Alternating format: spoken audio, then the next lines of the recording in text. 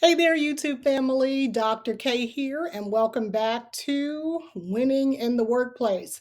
I am winning today. I'm not depressed. I think my last video I talked about my impending layoff. Yes, it's still impending.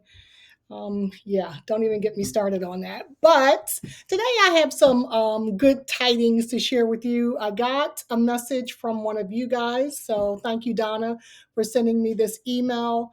It was encouraging. It was glad to see that I am not by myself in this mess that I seem to be in. So thank you. I'm going to respond to Donna's question or her email and then give you my take on it. So let me read it because I'm sure I will mess it up. So it says, "Hi, Dr. K. You are not alone.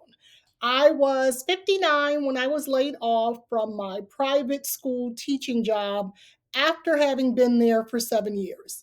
I thought I was so lucky when I found that job because the pay was almost comparable to my old public school teaching position, but without all the discipline issues and large class sizes. So I guess I was lucky for about 7 years. But when they hired a new young hotshot principal a couple of years back, she disliked me from the start. I think it was an age thing, but she was always riding me. And then out of nowhere, I was let go.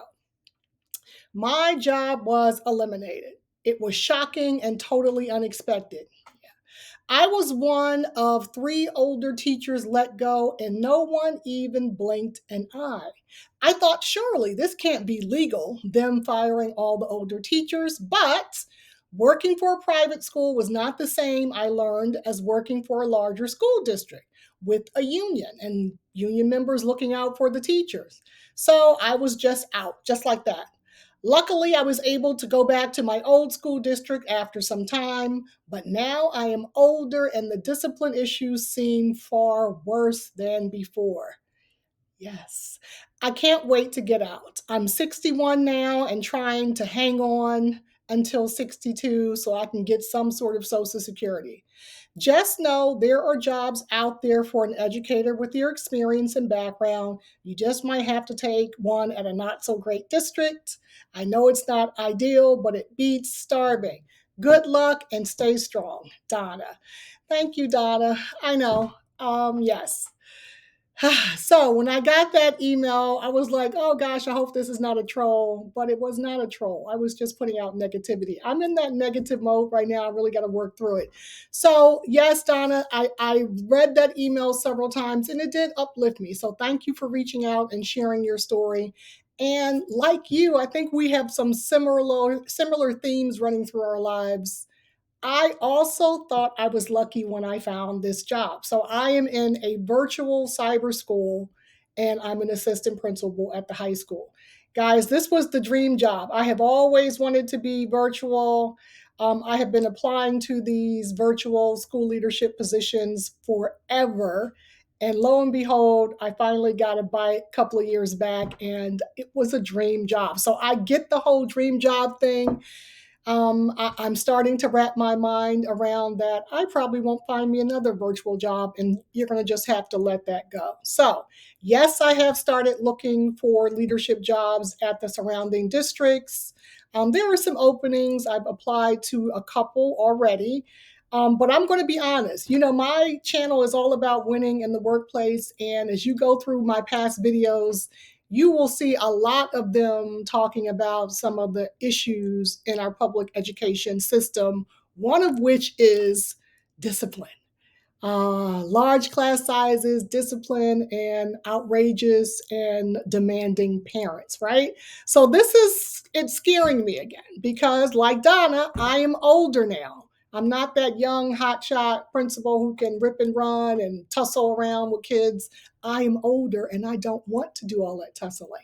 However, like Donna says, it beats starving. So, yes, I am still applying and I'm just going to cross my fingers and wish for the best. So, the update on the layoff at my job is still hanging in the air. I feel like they're torturing us, though. I don't know. Every other day we'll get an email saying, thank you for hanging in there with us and your professionalism as you continue to work with the students. But the next round of layoffs are coming. Now they've given us a date of December 15th. And I feel like every day I'm waiting for the other shoe to fall. Just tell us already. Like, what is the big deal?